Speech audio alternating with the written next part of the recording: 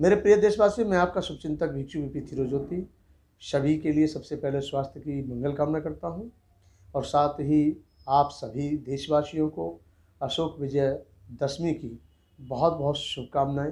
हालांकि ये शुभकामना मुझे कल देनी चाहिए थी, लेकिन किसी कारणवश नहीं दे पाया, असमर्थ रहा। लेकिन आज मैं फिर से आपको अशोक विजय दशमी की बहुत बहुत मंगल कामना शुभकामना देता हूँ। आप सभी देशवासी भली भांति जान रहे हैं कि आज वर्तमान में जो हमारा देश का माहौल बन गया है, बहुत बहुत गर्म माहौल बन चुका है और ऐसा माहौल बना हुआ है कि इसको कोई आदमी ये नहीं सोच पा रहा है कि हम क्या करें, कैसे करें, कहाँ जाएं, किसके साथ जाएं। लेकिन वहीं पर जनता जागरूक होती जा रही है और जनता इतने बड़े पैमाने पर जागरूक होती जा रही है कि जो सरकार ने अपनी नीतियों के, जो सरकार ने देश की नीतियों के खिलाफ जो काम किया है उसके प्रति लोगों के बीच में आक्रोश आ चुका है और आक्रोश देखने को मिल रहा है। हालांकि झूठ कब तक चलेगा और झूठ कब तक छुपाया जा सकता है। झूठ कभी ज़्यादा चलता नहीं और झूठ कभी ज़्यादा देर तक, दिनों तक छुपता नहीं। झूठ पर पर्दा डालने की भी कोशिश अगर की जाए तो भी पर्दा डालते डालते एक दिन वो व्यक्ति भी थक जाता है जो झूठ पर पर्दा डालने का काम करता है। मेरे प्रिय साथियों, आप ये भली भांति देख रहे हैं कि पूरे देश में सरकार ने झूठ पे झूठ, झूठ पे झूठ, इतना झूठ बोल रखा है कि अब ये जनता जान चुकी है कि अब सच कुछ है ही नहीं झूठ के अलावा। इसके बावजूद भी जो वर्तमान में सरकारें हैं, उत्तर प्रदेश की सरकारें हैं या जहाँ भी भारतीय जनता पार्टी की सरकारें हैं, यहाँ तक कि केंद्र सरकार जो भारतीय जनता पार्टी की सरकार चल रही है, ऐसे टाइम पर भी वो अपनी उन हरकतों से, उन अपनी गलत आदतों से, अपनी गलत नीतियों से बाज नहीं आ रही है, जिससे जनता में आज आक्रोश बढ़ रहा है। और जनता आखिर चुप भी कब तक बैठे। कभी तो आत्मनिर्भर की बात की जाती है, तो कभी नोटबंदी की बात की जाती है और नोटबंदी कर दिया जाता है, कभी एनआरसी लाई जाती है तो कभी सीएए की बात की जाती है। ना रोजगार की बात की जाती है, ना जनता के हित की बात की जाती है, ना स्वास्थ्य की चिंता किसी को होती है, ना रक्षा की चिंता किसी को होती है, ना सुरक्षा की चिंता होती है, ना बहू बेटियों के मान सम्मान की चिंता हो सकती है। ये बड़े दुख की बात है। बहू बेटियां सुरक्षित नहीं हैं, बड़े बूढ़े बुजुर्ग अपने स्वास्थ्य को लेकर चिंतित हैं, युवा पीढ़ी करोड़ों की तादाद में रोजगार के लिए, रोटी के लिए, अपनी रोजमर्रा की जिंदगी का यापन करने के लिए दर दर की ठोकरें खा रही है। आखिर ये झूठ कब तक जनता बर्दाश्त करती रहेगी? झूठ पर पर्दा कब तक डालते रहोगे? लेकिन मैं तो बड़ा ताज्जुब में हूँ ये देख देख करके कि कम से कम आदमी को कुछ लाज, लज्जा, शर्म, हया कुछ तो होना चाहिए, परंतु यहाँ कुछ ऐसा देखने को ही नहीं मिल रहा है। यानी हमने झूठ बोला कि हम 15 लाख रुपए देंगे, हम अच्छे दिन लाएंगे, 2 करोड़ लोगों को नौकरी देंगे साल के हिसाब से, और यहाँ 2 करोड़ नौकरी देने की बजाय सरकार अब तक 12 करोड़ नौकरियाँ छीन चुकी है। आप पूरा देश जानता है, भली भांति जानता है। इतना ही नहीं, अच्छे दिन तो छोड़िए, जो लोग रोजी रोटी अपने कमा रहे थे, सुख शांति से टुकड़ा खा रहे थे, उनके मुंह से भी निवाला छीनने का काम किया है वर्तमान की केंद्र सरकार ने। और जो राज्यों में सरकार चल रही है, भारतीय जनता पार्टी की सरकार है, उन्होंने निवाला छीनने का काम किया है, लोगों को अपंग बनाने का काम किया, लोगों को मजबूर बनाने का काम किया, मजदूर बनाने का काम किया है। यहाँ तक कि सरकारी अधिकारियों पे बहुत सारी गाजगिरी हुई है। मेरे प्रिय देशवासियों, मैं एक बात बताना चाहता हूँ, विशेष मुद्दे पे भी मैं आऊँगा। अभी लगभग मेरा 1 महीने का टूर उत्तर प्रदेश का रहा। हम बात एसटी की नहीं कर रहे, बात एससी की नहीं कर रहे, बात ओबीसी की नहीं कर रहे, बात बैकवर्ड की नहीं कर रहे, बात जनरल कम्युनिटी की भी नहीं कर रहे। सवाल है इस समय पर युवा पीढ़ी, हर समाज का दुखी है रोजगार के लिए, रोटी के लिए, अपने आगामी भविष्य की चिंता को लेकर के चिंतित है। आखिर मैंने कई जगह पर पूछा, मैंने वहाँ पर ब्राह्मण समाज को भी देखा उत्तर प्रदेश में, ठाकुर समुदाय के लोगों को भी देखा उत्तर प्रदेश में, और भी लोगों को मैंने देखा उत्तर प्रदेश के अंदर। जब मैंने उनसे बातचीत की तो हर समाज के मुंह से एक गाली सी निकलती है कि ये कोई सरकार नहीं है, यह भ्रष्टाचार है। आए दिन कोई ना कोई नमूनों में लोगों को फंसाए रखा जाता है, कहीं ना कहीं नमूने पेश किए जाते हैं। और इस समय पर साहब कोई बड़े से बड़े अधिकारी इस नौबत भी ला चुके हैं अपने मन में ऐसी नौबत ला चुके हैं। कईयों ने तो मुझसे कहा, बोले भंते जी अब सरकारी नौकरी करने का दिल ही नहीं करता, क्योंकि इतना डिप्रेशन दिया जा रहा है, इतना टॉर्चर किया जाता है, इतना मानसिक तनाव दिया जा रहा है जो अननेसेसरी, कोई लेना नहीं, कोई देना नहीं, कुछ नहीं। और कई लोग तो यहाँ तक कह बैठे कि हमारा तो कभी कभी मन करता है कि हम आत्महत्या कर लें। कोई व्यक्ति तो ये कहता है, पुलिस अधिकारी कहते हैं कि कोई तो ये कहता है कि बनते जी ऐसा मन करता है अब हम रिजाइन देकर के अपने घर बैठ जाएं, क्योंकि सरकार जो काम कराना चाहती है वो काम कराती नहीं, सरकार हमसे उल्टे सीधे काम कराती है। सबसे बड़ा मुद्दा आपके सामने हाथरस कांड है। आप ये देखिए, हमारे माननीय प्रधानमंत्री उत्तर प्रदेश के मुख्यमंत्री जी की पीठ थपथपाते हैं और कहते हैं ऐसे कुशल मुख्यमंत्री जी हमारे उत्तर प्रदेश में जो सुशासन चला रहे हैं। अरे सुशासन चलाते हुए भी ये हाथरस का कांड कैसे हो गया, एक बात।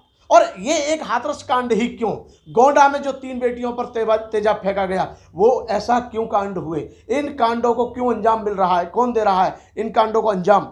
इतना ही नहीं, हापुड़ जो दिल्ली के पास में लगा हुआ है, वहां पर एक चलती ऑटो में एक लड़की जाती है और उसके छुरा मारकर उसकी हत्या, मर्डर कर दिया जाता है। एक दिन दहाड़े हत्या हो रही है। इतना ही नहीं, इसके बावजूद भी सरकारी ऑफिसरों के सामने, अधिकारियों के सामने एक अधिकारी की मौत कर दी जाती है, यानी कि उसको गोली मार दी जाती है, उसको मार दिया जाता है जान से। और इसके बावजूद भी हमारे उत्तर प्रदेश के मुख्यमंत्री बिहार में जाते हैं और कहते हैं कि भारतीय जनता पार्टी को लाओ। क्या भारतीय जनता पार्टी जहां भी जाएगी क्या इसी प्रकार से लोग मरेंगे, अधिकारियों के सामने मर्डर होंगे? मैं एक बात पूछना चाहता हूं कि फिर से हाथरस कांडों को अंजाम दिया जाएगा? फिर से ये जो आपका दुबे कांड, इतना बड़ा कांड हो गया, इसको अंजाम दिया जाएगा? हालांकि मैं ये नहीं कहता कि सरकार सारे काम गलत कर रही है, सही कर रही है, मुझे नहीं पता, लेकिन वर्तमान में मैं ये जानता हूं कि अगर भारतीय जनता पार्टी अगर अपने जुमलों से बाज नहीं आती है तो ये देश की जनता सबक सिखाना जानती है अच्छे से, क्योंकि देश की जनता भोली नहीं है, भोली भी है, सीधी भी है। लेकिन जब उसको जिस दिन ये एहसास हो जाता है कि हमारे वोट का दुरुपयोग किया जा रहा है, हमारी आस्था का दुरुपयोग किया जा रहा है, हमारे जान पहचान का दुरुपयोग किया जा रहा है, हमारे सीधेपन भोलेपन का नाजायज फायदा उठाया जा रहा है, तो जिस नेता को ये उठा करके सर पे बिठाती है, यही देश की जनता, यही भारत की जनता, उस नेता को मिट्टी में मिलाने का भी करने का काम करती है। क्योंकि झूठे वादे, जुमले, बड़ी बड़ी बातें, इनसे राशन नहीं आते हैं। राशन के लिए तो कर्म चाहिए, कर्म करना पड़ता है और लोग करते हैं, लेकिन आज की सरकार वर्तमान में उनको कर्म भी नहीं करने दे रही है। आखिर हमारे देश में आज आप देख रहे हैं, पहली बार मेरे प्रिय देशवासियों, प्रधानमंत्री का एक हमारा कद है, प्रधानमंत्री के प्रति अच्छी सोच होती है हमारे देश के नागरिक में, और हमारे देशों में नहीं, विदेशों में भी आप जाइए, प्रधानमंत्रियों के प्रति एक अच्छी सोच भावना होती है कि हमारा राजा है, हमारे हित की बात करेगा, हमारी रक्षा की बात करेगा, हमारे लिए अच्छा सोचेगा। लेकिन हमारे देश के प्रधानमंत्री को आज पूरे देश में गाली दी जाती है। हालांकि इस बात के लिए हमें बहुत शर्म आती है कि हमने छोटी सी उम्र में ऐसे प्रधानमंत्री नहीं देखे कि जिनको इतनी गाली दी जाती हो। यहां तक कि रावण की जगह कल की जो विजयदशमी गई है, इसी में कल तो रावण की जगह पर मोदी जी के पुतले फूके गए, मोहन भागवत के पुतले फूके गए। इतना ही नहीं, अंबानी जी के पुतले फूके गए, इतना ही नहीं, योगी के पुतले फूके गए। ये पहली बार ऐसा देखने को मिल रहा है कि आज जनता इतनी दुखी हो चुकी है इनके क्रियाकलापों से, इनकी कूटनीतियों से, इनकी जो घिनौनी नीति है उनसे इतनी दुखी हो चुकी है, परेशान हो चुकी है, लाचार हो चुकी है, और वो आज अपना आक्रोश कहीं ना कहीं दर्ज करा रही है। तो मैं ये मानता हूं कि बिहार में जो इस समय पर अगर बदलाव आता है तो मैं समझता हूं बिहार की जनता को ये अभी भी सोचना चाहिए कि क्या बिहार को उत्तर प्रदेश बनवाना चाहते हैं, बिहार को क्या दिल्ली बनवाना चाहते हैं, बिहार को क्या और राज्यों में जहां भारतीय जनता पार्टी की सरकार चल रही, जहां जान की कोई कीमत नहीं, जहां किसी को भी कभी भी चाहे जब मार दिया जाता है, क्या ये सब करने के लिए उत्तर प्रदेश जैसा हाल बिहार में चाहते हैं? मुझे पूर्ण विश्वास है कि बिहार की जनता जागरूक हो गई है, बिहार की जनता जरूर वहां बदलाव चाहती है, और बिहार की जनता, मुझे पूरा विश्वास है कि किसी भी हालत में भारतीय जनता पार्टी की सरकार को रोकने का काम करेगी, क्योंकि भारतीय जनता पार्टी की सरकार आना ही वह सबसे बड़ा दुखदायी होगा।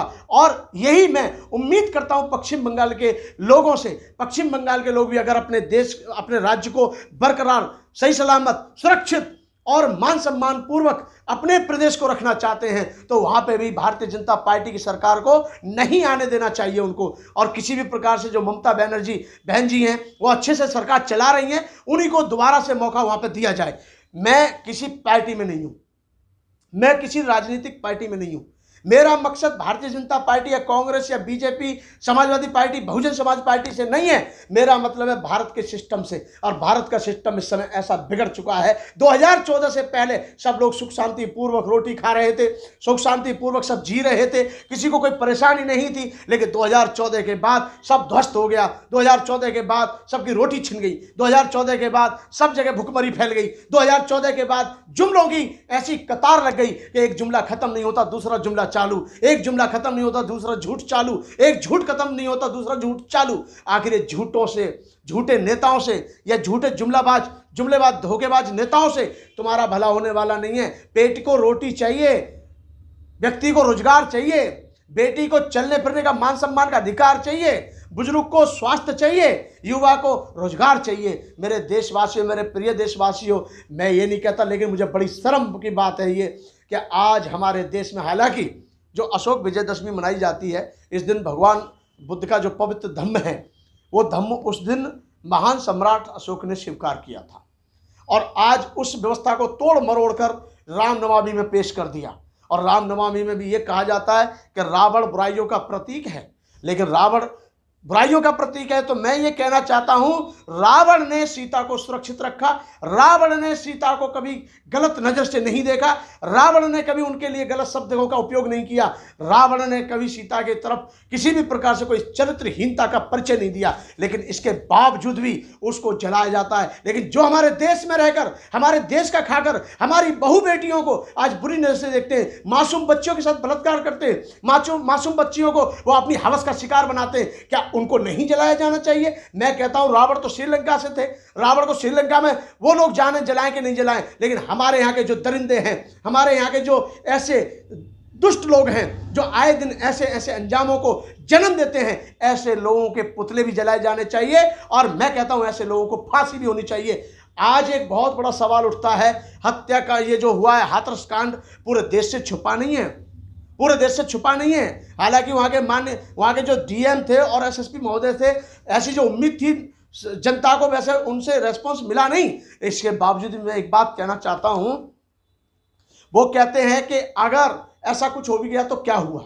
मैं कहता हूँ हमारे देश की जनता जब पूरे जागरूक हो गई थी निर्भया कांड के समय पर, सारे देश के जो ठेकेदार थे धर्मों के, वो भी इकट्ठे हो गए थे। और जो आज अन्ना हजारे अपनी आंख बंद करके बैठे हुए हैं, वो भी अनसामरण की तरह लेकर के पड़ गए थे रामलीला मैदान में। निर्भया कांड, काला धन, लोकपाल बिल, आज उनको कोई कुछ नहीं दिख रहा है। पूरा देश बर्बाद हो गया, पूरा देश मिट्टी में मिल चुका, पूरा देश में हाहाकार मच रहा है। बेटी सुरक्षित नहीं है, रोजगार के लिए युवा पीढ़ी दर की ठोकर खा रही है, लेकिन अन्ना हजारे अपने चैन की नींद सो रहे हैं। तो मैं एक बात पूछता हूं पूरे देश के लोगों से कि जब निर्भया कांड हुआ था तो निर्भया कांड को जिन लोगों ने अंजाम दिया था, उनकी फांसी के लिए सब लोगों ने, पूरे देश के लोगों ने आवाज उठाई थी, और उन लोगों को आज यानी कुल मिलाकर के फांसी हुई। तो मैं ये कहना चाहता हूं, मेरी मांग भी है कि ये जो जांच पड़ताल ये तो चली रही है, लेकिन हमारा अखिल भारतीय भिक्षु महासंघ,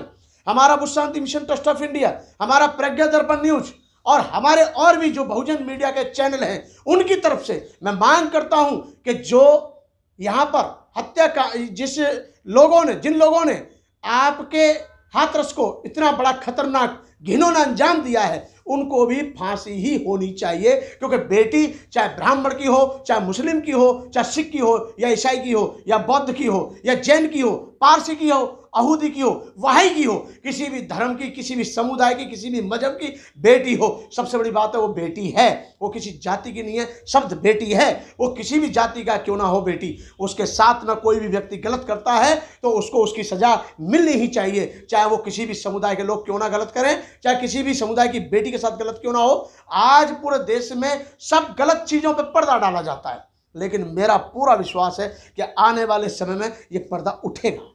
पर्दे को जरूर देश के लोग उठाएंगे। पर्दे को देश के लोग कब तक ढक कर रखेंगे? कब तक उस सफेद चादर को लोग उड़ाते रहेंगे? काले पे सफेद चादर कब तक उड़ाते रहोगे? चाहे ईवीएम सही, चाहे हमारे ये अपना स्ट्रीम मीडिया सही, आखिर उनका भी जमीर जाग उठा है, आखिर उनका भी जमीर जागने वाला है। वो कब तक सोते रहेंगे? जब तक सोते रहेंगे शोषण का शिकार होंगे। लेकिन जिस दिन उनका भी कोई ना कोई जमीर जागेगा, हमारे देश के IAS IPS अधिकारियों का भी जमीर आज भी जगा हुआ और आगे भी जागेगा, मुझे पूरा विश्वास है। गलत नहीं होने देंगे, क्योंकि सिस्टम बहुत इस समय बिगड़ चुका है देश का। और दोबारा से सिस्टम बनाने के लिए लोग जो कहते हैं 70 साल 70 साल 70 साल, महोदय माननीय प्रधानमंत्री जी की पूरे कैबिनेट मंत्रिमंडल को मैं याद दिलाना चाहता हूं, आप झूठ बोलना छोड़ दो पहले तो। क्योंकि आपने जब 2014 में जब चुनाव लड़ा था तो सबको यह कहा था कि कांग्रेस को 60 साल और हमको 60 महीने, यानी कि 60 साल की आपने बात कही थी, जिसमें भी 6 साल के लगभग अटल बिहारी प्रधानमंत्री जी रह चुके थे, उसमें से कटौती कर दी जाए, 6 साल वो हो गए और 6 साल से आप 12 साल से तो आप इस देश की हुकुम राज संभाल रहे हो, इस देश की सत्ता पे आपका कब्जा है। इसके बावजूद भी, इसके अलावा मैं आपको याद दिलाना चाहता हूं, सब लोग कहते हैं कि 70 साल में कांग्रेस ने देश को बर्बाद कर दिया। मैं एक बात पूछना चाह रहा हूं, वो कांग्रेस की ही देन थी, जिनको बेच बेच के आज देश का गुजारा हो रहा है, ये उन्हीं की धरोहर बेची जा रही है। अगर उन्होंने कुछ नहीं किया होता तो आप कहां से बेचते?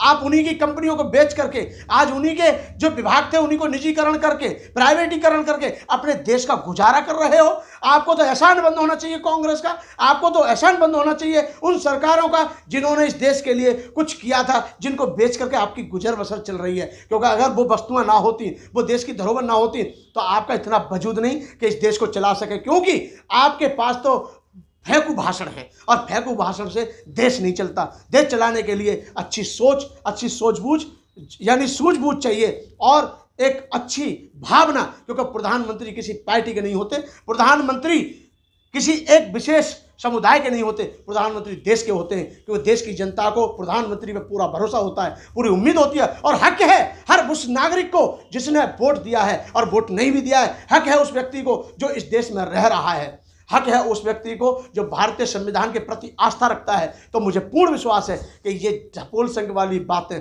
गपोल संघ वाली बातें, फेंकू भाषण, चलते फिरती बातें, बड़े बड़े जुमले, ये आप झूठ बोलना बंद करो। देश की जनता जान चुकी है, 135 करोड़ जनता आज देश आपकी सरकार का विरोध कर रही है। 130, 32, 35 करोड़ जो भी जनता है वो आपकी हर नीति का विरोध कर रही है। तो आपको इस बात का खुद एहसास हो जाना चाहिए कि हमारी जितनी जुमलेबाजी चलनी थी वो चल गई, अब नहीं चलने वाली है। तो अब तो आपको कम से कम शांत रह करके अपनी 5-4 साल की सरकार पूरी कर लो, और अगली बार तो आप आने नहीं हो जीत करके, ये आप भी जानते हैं भली भांति। तो लेकिन मुझे पूरा उम्मीद है, लोग कहते हैं मन की बात, मैं प्रधानमंत्री जी जब आप शपथ ले रहे थे, जब आप उस समय पर जब बड़े बड़े भाषण देते थे, जब ये कहते थे कि मनमोहन सिंह हमारे देश के प्रधानमंत्री हैं, कैसे वहाँ से आईडीएस आ गया, कैसे ये आ गया, कैसे वो आ गया, कैसे रक्षा घुसिया, कैसे आतंकवादी आ गए, तो वो तो प्रधानमंत्री आज आप भी हैं। तो इतना बड़ा मैं इशू नहीं कहूँगा, लेकिन मैं ये कहूँगा कि आप दूसरों के जो लिए बोलते थे, आज हत्याकांड जो आपका यहाँ का कांड हुआ हाथरस का, स्मृति ईरानी कौन सी जगह चली गई? बड़े बड़े संत हमारे देश में जो तीसरे दिन चले आते हैं टीवी पर, वो सब के सब कहाँ चले गए? मैं तो धन्यवाद देता हूं उन स्ट्रीम मीडिया वालों का, उन सोशल मीडिया वालों का, कि जिन्होंने उस आवाज़ को देश की नहीं बल्कि विदेशों में कोने कोने तक पहुंचाने का काम किया, और सरकार की आंख खुली। हमें पूरा विश्वास है CBI पर, हमें पूरा विश्वास है हमारे देश के माननीय प्रधान न्यायाधीश पर और उच्च न्यायालय पर, हमें पूरा विश्वास है हमारी सरकार पर। लेकिन फिर भी मैं ये कहूँगा कि अपने झूठे जुमलेबाजियों से बाज आ जाओ, नहीं तो ये देश की जनता आपको अच्छी से जानती है और अच्छे से मिट्टी में मिलाने का काम करेगी। आप सभी को मैं इतना कहना चाहूँगा पुनः कि ये बिहार सरकार में जो चुनाव आ रहे हैं, दोबारा से ये गलती मत कर देना जो आपने केंद्र के लिए की है, वो गलती मत कर देना जो आपने उत्तर प्रदेश के लिए की है, वो गलती मत कर देना जो आपने मध्य प्रदेश में तो हालांकि सब जानते हैं कैसे सरकार बनी, लेकिन वो गलतियां मत कर देना जहां पर आज हमारे RSS की सरकारें बैठी हुई हैं। मैं एक बात पूछना चाहता हूं, हमारे देश के राष्ट्रपति का तो कोई सम्मान होता ही नहीं, लेकिन फिर भी कोई बात नहीं, हमारे देश के महामहिम राष्ट्रपति जी हैं, हम उनका सम्मान करते हैं, फिर भी कहीं कहीं पर उनको नहीं पूछा जाता है। मैं ज़्यादा ना कहते हुए यही कहूँगा कि वक्त आ चुका है जागरूक होने का, वक्त आ चुका है जागने का, और वक्त आ चुका है सही और गलत को पहचानने का, और वक्त आ चुका है अपने जो आपने शोषण झेला है, जो आपने भुखमरी देखी है, अभी ज़्यादा दिन नहीं हुए, जो आपने, आज मुझे इतना बता दीजिए कि आपकी गाड़ियां रैली में जाने के लिए तैयार हो गई हैं, आपके लिए हर चीज़, जब आप कई सौ करोड़ की एलसीडी बांट देते हो, लेकिन जब आपके ऊपर ये कोरोना वायरस की मार पड़ी, बिहार का आदमी किस तरीके से रोया, बिहार के आदमी के पैरों में से किस प्रकार से खून चला, बिहार के आदमी ने कितनी पीड़ाएं झेली हैं, झारखंड के आदमी ने कितनी पीड़ाएं झेली हैं, पश्चिम बंगाल के मजदूर भाइयों ने कितनी पीड़ाएं झेली हैं, और पूरे देश के लोगों ने कितनी यातनाओं का सामना किया है, कितना परिश्रम किया है। ये रुलाने वाली वही सरकार है जो सिर्फ जुमला देती है, आपके लिए किसी काम की नहीं होती है। मेरे देशवासियों, अब आपको ऐसे मत भूल जाइए जैसे नोटबंदी में आप लोग भूल गए थे, कितने लोग कतारों में मरे थे, कितने लोगों बेटियों की शादियां टूटी थी, कितने लोग गम में आकर के मर गए थे। उन दिनों को भूल करके फिर इनकी झूठी बातों में आ गए। मुझे पूरा विश्वास है कि बिहार चुनाव और पश्चिम बंगाल का चुनाव इनके झूठे जुमलों का जरूर पर्दाफाश करेगा। मैं यही आप सभी देशवासियों से कामना करता हूं। आप सभी को साधुवाद।